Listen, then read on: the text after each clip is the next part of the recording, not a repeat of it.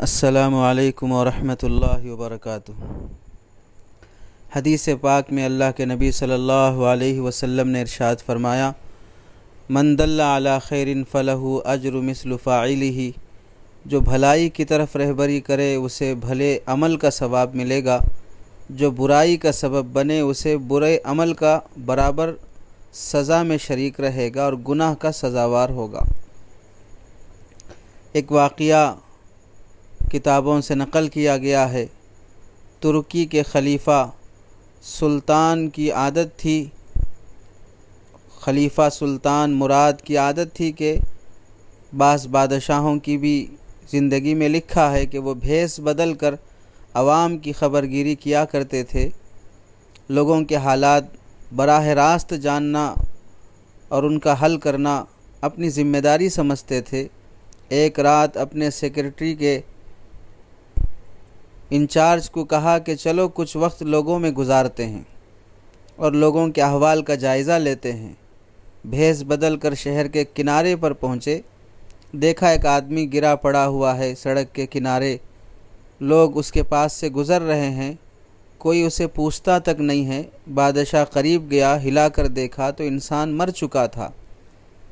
لوگ دیکھ رہے ہیں، گزر رہے ہیں، کوئی اسے اٹھانے تیار نہیں ہے، اسے اس کے گھر پہنچانے تیار نہیں ہے۔ بادشاہ نے لوگوں کو آواز دی، ادھر آؤ۔ لوگ جمع ہو گئے، بادشاہ کو پہچان نہ سکے، بھیس بدلا ہوا تھا۔ پوچھا کیا بات ہے؟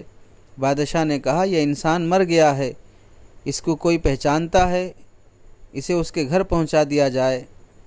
کسی نے کہا کیوں نہیں، ہم سب پہچانتے ہیں، مگر اٹھاتے کیوں نہیں ہیں؟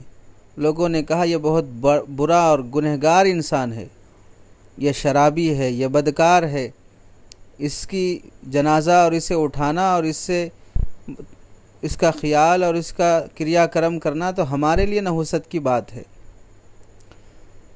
سلطان مراد نے کہا کیا یہ امت محمدیہ میں سے نہیں ہے؟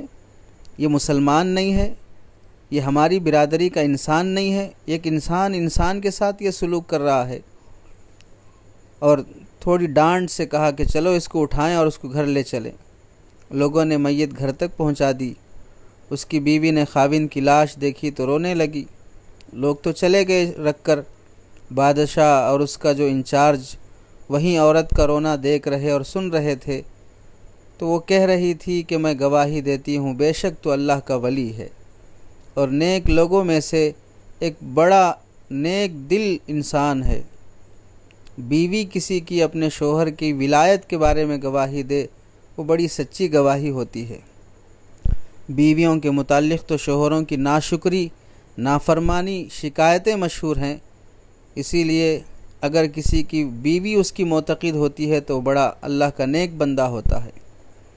سلطان مراد بڑا متعجب ہوا، اور ہونا بھی چاہیے کہ لوگ تو نفرت کر رہے ہیں، بیوی تعریف کر رہی ہے، لوگ تو اس کے بارے میں یہ کہہ رہے ہیں کہ یہ بدکار ہے، شرابی ہے، ہاتھ لگانے تیار نہیں ہے، اٹھانے تیار نہیں ہے، اس کی تجہیز تکفین کے لیے تیار نہیں ہے۔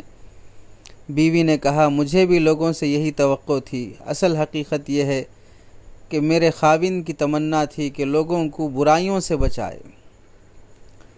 امر بالمعروف بھی نیکی ہے، لوگوں کو بھلائی کی بات بتانا، اور برائی سے بچانا بھی بڑی نیکی ہے۔ آج لوگ برائی سے بچانے کی ذمہ داری کو بہت برا سمجھتے ہیں، بھلی بات بتانے کو بھی بہت بوجھ سمجھتے ہیں۔ پھر بھی غنیمت ہے، امر بالمعروف اور اچھے کاموں کا حکم کرنے والی کوئی نہ کوئی جماعت موجود ہے، لیکن منکرات سے، رسومات سے، شریعت میں منع کی ہوئی حرام کردہ چیزوں سے تنبیہ کرنے اور روکنے کی جرأت شاید کسی میں ہوتی ہو۔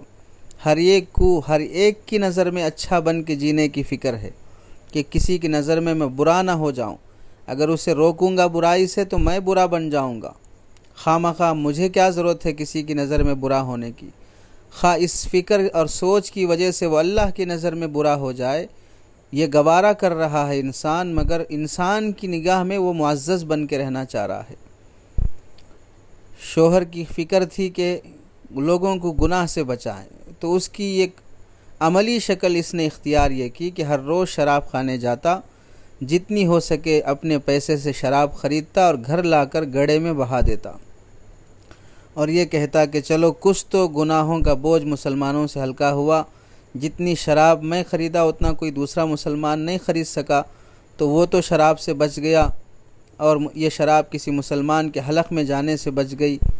اسی طرح کبھی کسی رات کو کسی بدکار عورت اور فاحشہ عورت کے پاس چلے جاتا اور اسے ایک رات کی اجرت دے دیتا اور دروازہ بند کروا دیتا اور اپنی عبادت میں لگا رہتا اور کہتا کہ آج کی رات تو گناہ سے محفوظ رہی،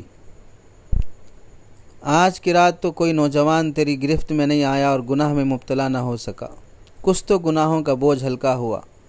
لوگ اس کو ان جگہوں پر آتا جاتا دیکھ کر اسے بدکار اور گنہگار سمجھنے لگے، اور گناہوں سے بچانے کی یہ شکل شریعت میں بھی چونکہ محل نظر ہے کہ اس طرح بچانا کہ خود کو متہم کر دے اور خود کو بدگمانی کے در پہ لا لے، شریعت بھی اسے پسند نہیں کرتی ہے۔ میں اسے کہا کرتی تھی کہ یاد رکھ، جس دن تو دنیا سے جائے گا تو لوگ تجھ سے اتنا نفرت کریں گے، تیرے شراب اور تیرے اس فاحشہ کے پاس جانے کے عمل کو دیکھ کر تجھے غسل دینا، تجہیز و تکفین کرنا، یہ بھی دفنانا بھی پسند نہیں کریں گے۔ وہ مسکرا دیتا اور مجھ سے کہتا کہ گھبرا مت، تو دیکھے گی کہ میرا جنازہ وقت کا بادشاہ، علماء، اولیاء پڑھیں گے۔